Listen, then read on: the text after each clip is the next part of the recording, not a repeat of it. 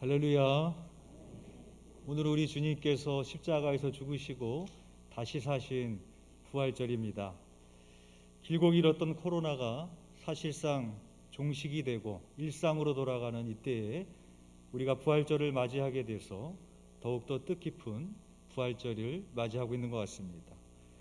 아무리 겨울이 춥고 길어도 언젠가는 따뜻한 봄이 오는 것처럼, 아무리 인생이 힘들고 고통스러워도 부활의 주님만 바라보고 나아가면 우리를 영원한 생명으로 인도하여 주실 줄 믿습니다. 이제 우리 옆 사람과 부활의 인사를 함께 나누도록 하겠습니다. 인사하실 때 부활의 주님이 우리의 소망입니다. 인사하겠습니다. 부활의 주님이 우리의 소망입니다. 아멘. 제2차 세계대전 중 일본의 폐색이 짙어갈 때 일본의 병사였던 쇼이치 요코이는 괌의 주둔에 있었습니다. 그는 전쟁에서 지면 미군에게 붙잡힐 것이 두려워 밀림에 들어가 동굴에서 숨어 지냈습니다. 나중에 그는 미국 비행기가 밀림에 뿌린 전단지를 읽고 전쟁이 끝났다라는 것을 알았지만 포로로 붙잡히는 게 두려워 계속해서 동굴에 머물렀습니다. 그때부터 25년이 넘도록 그는 밤에만 동굴에서 나왔고 개구리, 쥐, 바퀴벌레, 망고 등을 먹으면서 연명했습니다. 몇 명의 사냥꾼이 그를 발견한 뒤에야 그는 밀림을 떠나도 안전하다라는 것을 확신하게 되었습니다. 결국 요코이는 57세가 되었을 때 세상 앞에 모습을 드러내게 되었는데 아무도 그를 인터뷰할 방법이 없었다고 합니다. 왜냐하면 오랜 기간 동안 말을 하지 않았기 때문에 요코이는 이미 말하는 법을 잊어버린 상태였습니다. 또한 오랜 기간 동굴에 숨어 있어서 그는 똑바로 걷지도 못했습니다. 겉모습을 보면 마치 사람 모양을 한 두더지처럼 보였다고 합니다.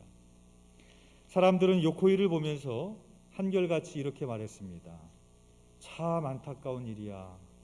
두려움의 감옥에 갇혀 인생을 완전히 낭비한 거잖아 라고 안타까워했습니다. 쇼이치 요코이는 28년 동안 사방이 벽으로 둘러싸인 감옥이 아니라 두려움의 감옥에서 지냈습니다. 그 감옥에는 벽도 없습니다. 간수도 없습니다. 자물쇠도 없습니다. 하지만 쇼이치 요코이는 스스로 만들어낸 두려움의 감옥 안을 왔다 갔다 하며 삶을 허비하고 말았습니다. 28년 동안 동굴 안에서 숨어 지냈던 쇼이치 요코이를 보면서 우리는 두려움의 족쇄가 얼마나 무서운 것인지를 깨닫게 되어집니다. 우리 또한 인생을 살아가면서 여러 가지의 두려움을 경험하게 됩니다. 유명 연예인들은 언제 인기가 떨어질지 모른다는 두려움의 족쇄에 채워져 있고, 돈이 많은 사람들은 그 돈을 언제 잃어버릴지 모른다라는 두려움의 족쇄에 채워져 있고, 건강한 사람은 언제 건강을 잃어버릴지 모른다라는 두려움의 족쇄에 채워져 있고, 우리는 그렇게 다양한 두려움의 족쇄에 채워져서 살아가고 있습니다. 그런데 그러한 두려움은 인간의 노력으로 어느 정도 극복할 수 있고 또 다른 기회가 올 수도 있습니다. 돈이나 인기는 잃었다가도 다시 생길 수도 있고, 건강은 잃었다가 다시 좋아질 수도 있지만, 그러나 인간의 힘으로는 절대 스스로 끊어낼 수 없는 두려움의 족쇄가 있습니다. 그것은 바로 죽음입니다. 여러분, 우리는 복음을 이미 들었고 이미 알고 있고 믿어서 당연한 것으로 여기지만, 만일 복음이 없었다라고 한번 가정해 보십시오. 하나님이 인간이 되어서 오신 일도 없고, 예수님이 우리를 위하여 십자가에서 죽으신 적도 없고, 다시 사신 부활도 없고, 그래서 우리에게도 부활이 없고, 우리를 위하여 예비된 영원한 처소도 없다고 가정해 보십시오. 이 세상의 어떤 종교도 어떤 현인도 죽음 이후에 대해서 말해주는 사람이 없고, 죽음에 대한 해답이 없고, 죽음으로 끝나는 인생이라면 우리의 삶은 어떻게 됐을까요? 인류의 모습은 어떻게 살아갔을까요? 쇼이치 요코이처럼 평생을 죽음이라는 두려움의 동굴에서 지내는 것과 같지 않겠습니까? 오늘 본문을 보면서 우리는 세 가지 질문을 하면서 그 의미를 함께 생각해 보고자 합니다. 첫 번째 질문은 예수님은 왜 우셨을까입니다. 바로 예수님의 눈물의 의미입니다. 예수님께서 나사로가 병들었다는 소식을 들으시고 이틀을 유하시다가 베다니로 향하십니다. 지금 예수님 앞에 있는 사람들은 눈물바다가 됐습니다. 마리아도 마르다도 그 옆에 있는 유대인들도. 그런데 예수님이 그 모습을 보면서 눈물을 흘리셨습니다. 그런데 여기서 예수님은 왜 눈물을 흘리셨을까라는 질문이 생기게 됩니다. 왜냐하면 예수님은 의도하셨잖아요. 나사로가 죽기를 기다리다가 오셨잖아요. 그리고 조금 후에는 죽은 나사로를 살리실 거잖아요. 근데 예수님은 왜 눈물을 흘리셨을까? 그런 질문이 생기게 되는 것입니다. 그 예수님의 눈물의 의미는 가장 먼저 생각할 수 있는 것은 그 나사로를 향하신, 또 슬피 울고 있는 그 마르다와 마리아를 향하신 동정과 긍휼의 눈물이었습니다. 그런데 예수님의 눈물의 의미는 그것으로 끝나지가 않습니다. 그 눈물의 의미는 첫 번째로 죄와 죽음의 굴레에서 벗어나지 못하는 인생들을 보면서 흘리셨던 눈물이었습니다. 오늘 보면 34절에 보면 예수님께서 이렇게 물으십니다. 이르시되 그를 어디 두었느냐라고 물으십니다. 죽은 사람이 어디에 있겠습니까? 당연히 무덤에 있겠죠. 그런데 예수님은 왜 당연한 질문을 하셨을까요?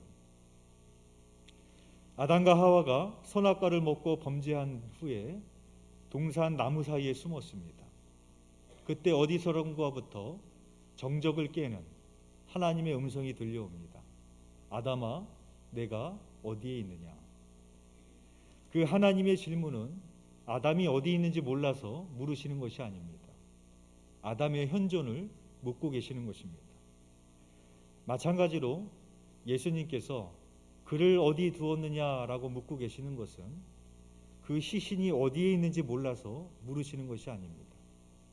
이 예수님의 질문은 아담아 내가 어디 있느냐와 같은 질문입니다. 즉 인간의 죄로 인하여 죽을 수밖에 없는 인간의 현존을 깨닫게 하시기 위함이었던 것입니다. 따라서 예수님의 눈물의 의미는 죄로 인하여 죽음의 굴레에서 벗어날 수 없는 그 인간의 현존을 동정하시며 흘리셨던 눈물이었습니다. 예수님의 눈물의 의미는 무엇일까? 두 번째는 그들의 믿음 없음을 보시고 흘리셨던 눈물이었습니다. 예수님께서 죽은 나사로의 집에 오셔서 눈물을 흘리신 것도 이해하기 힘들지만 또 한 가지 이해하기 힘든 반응이 있었습니다. 그것은 예수님께서 격분하셨다라는 것입니다. 오늘 보면 33절에 보면 이렇게 말씀합니다. 예수께서 그가 우는 것과 또 함께 온 유대인들이 우는 것을 보시고 심령에 비통히 여기시고 불쌍히 여기사. 여기서 비통히 여기셨다라는 뜻은 격분하셨다, 통한히 여기셨다, 이런 의미입니다. 그런데 이 단어가 또 한 번 등장합니다. 38절 말씀입니다. 이에 예수께서 다시 속으로 비통히 여기시며 라고 말하고 있습니다. 왜 예수님께서는 울고 있는 이들을 보면서 비통한 마음이 드셨을까?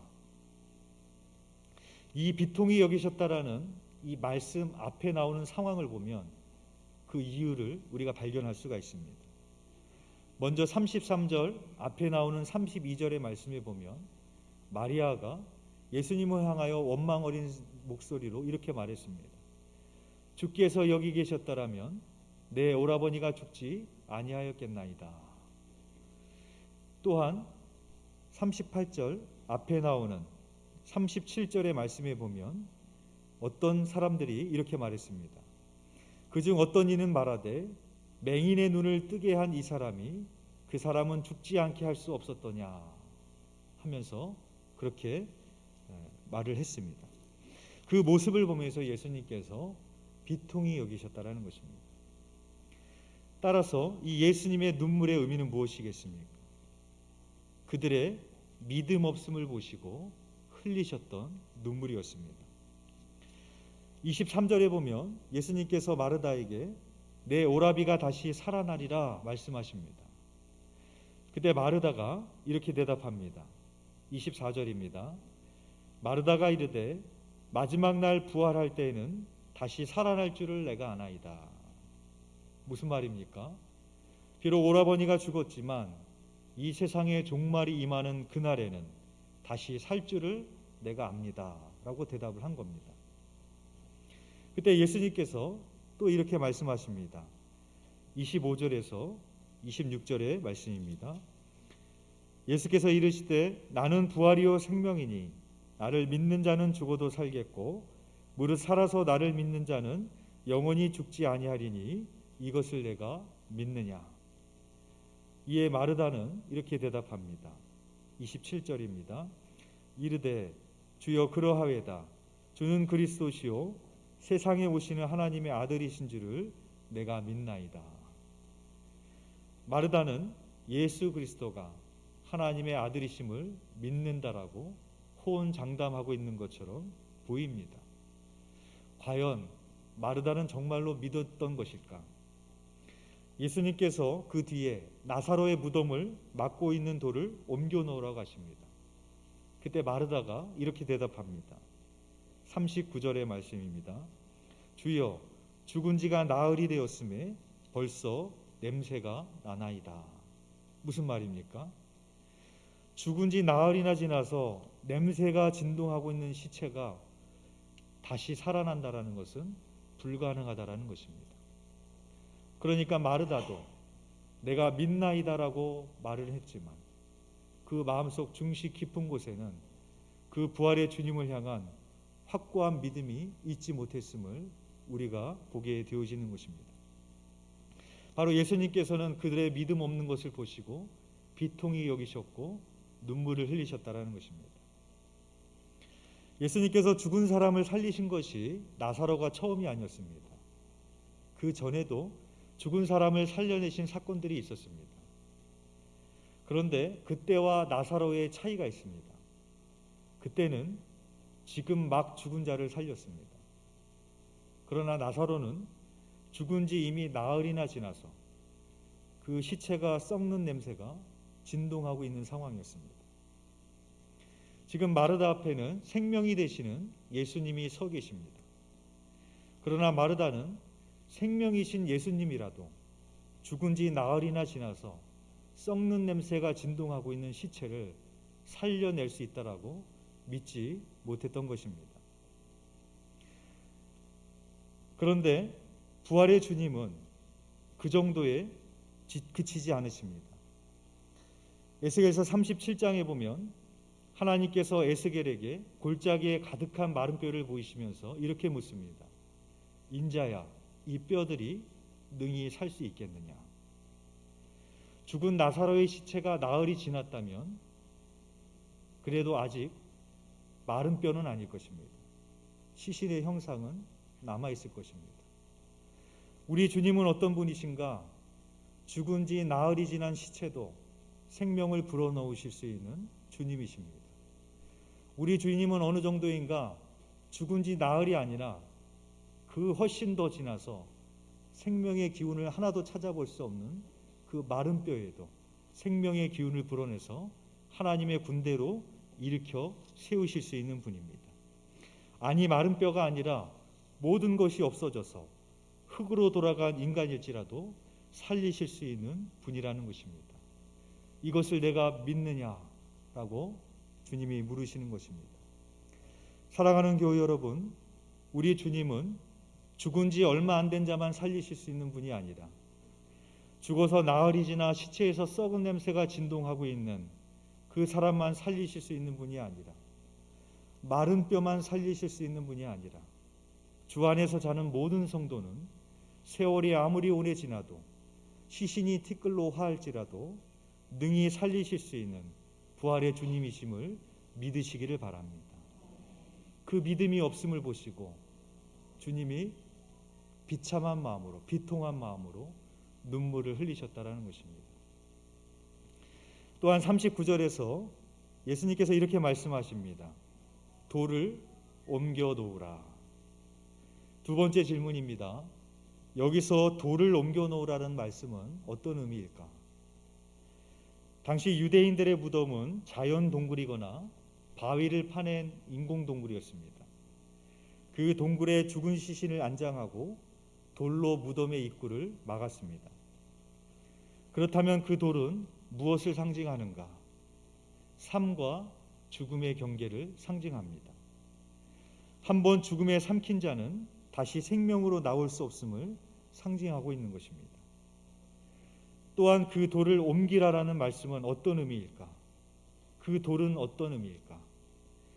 주님의 은혜를 보고도 믿지 못하는 돌같이 강팍한 심령입니다.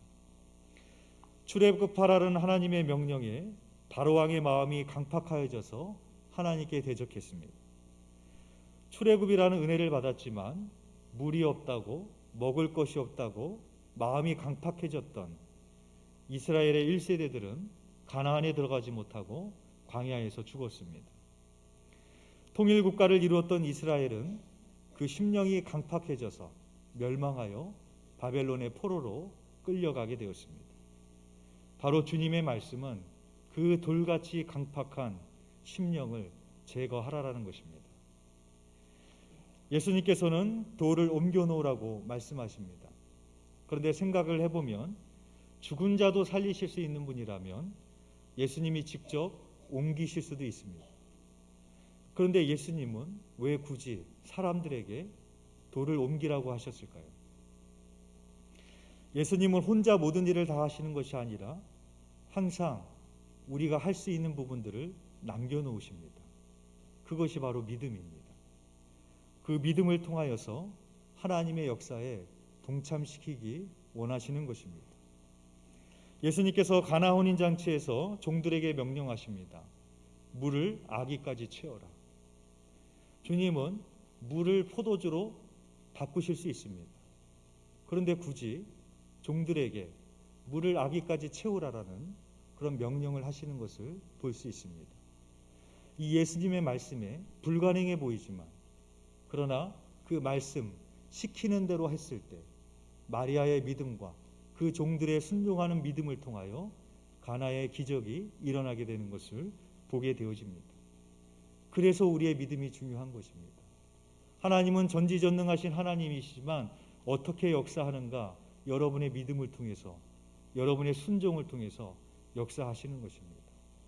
바라기는 하나님께서 사용하시는 믿음, 하나님께서 역사하시는 그 통로가 되는 믿음의 사람이 되시기를 주님의 이름으로 축복합니다.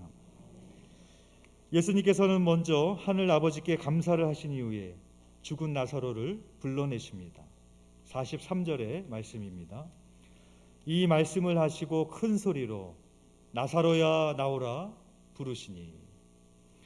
예수님은 죽음의 동굴에서 나사로를 불러내십니다. 그리고 죽은 나사로는 수족을 배로 동인 채로 걸어 나왔습니다. 오늘날에도 사람이 죽으면 시신을 꽁꽁 묶어서 염을 합니다. 마찬가지로 그 당시 유대인들도 사람이 죽으면 수족을 배로 꽁꽁 동이고 얼굴은 수건으로 쌌습니다. 죽은 나사로가 그 모습 그대로 나왔던 것입니다. 그때 예수님께서 이렇게 말씀하십니다. 44절의 말씀입니다. 죽은 자가 수족을 배로 동인 채로 나오는데 그 얼굴은 수건에 쌓였더라. 예수께서 이르시되 풀어놓아 다니게 하라 하시니라. 마지막 세 번째 질문입니다. 예수님이 말씀하신 풀어놓아 다니게 하라 라는 말의 의미는 무엇일까요? 예수님은 죽은 나사로를 살리셨습니다. 이미 하실 일을 다 하신 겁니다. 그런데 왜 시신을 꽁꽁 싸고 있는 그 모든 것들을 풀어놓으라고 하셨을까요? 죽은 나사로를 꽁꽁 매고 있었던 것은 무엇을 의미하고 있을까요? 그것은 바로 죄와 죽음의 굴레에 꽁꽁 묶여 있는 우리들의 모습입니다. 두려움의 족쇄에 꽁꽁 묶여 있는 우리들의 모습입니다. 바로 주님께서는 그 죄와 죽음의 굴레에서, 모든 두려움의 굴레에서 풀어놓아 다니게 하라, 자유하게 하라, 주님께서 명령하시는 것입니다. 브라질 밀림 속에 오지에 사는 인디언 부족의 이야기입니다. 그 인디언 부족은 큰 강 근처에 살았습니다. 그들은 선량한 사람들이었지만 전염병 때문에 하루가 다르게 수많은 사람들이 죽어나갔습니다.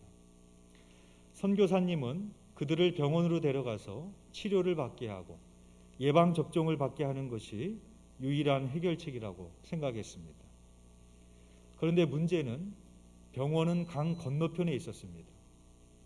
그런데 그들은 강에 악령이 산다고 믿었기 때문에 강을 건너는 것을 두려워했고, 강을 건너는 것은 곧 죽음을 의미했습니다.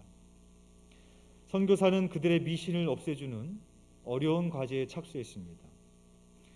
그는 자신이 아무런 해도 입지 않고 강을 건너왔다라는 것을, 그래서 이 마을에 도착했다라는 것을 설명해 주었습니다. 그러나 아무 소용이 없었습니다. 그러자 선교사님은 사람들을 데리고 강둑으로 가서 강물에 손을 담가 보이는 모습을 보여줬습니다. 그래도 사람들은 믿지 않았습니다. 그러자 선교사님은 강에 들어가서 얼굴에 물을 끼얹었습니다.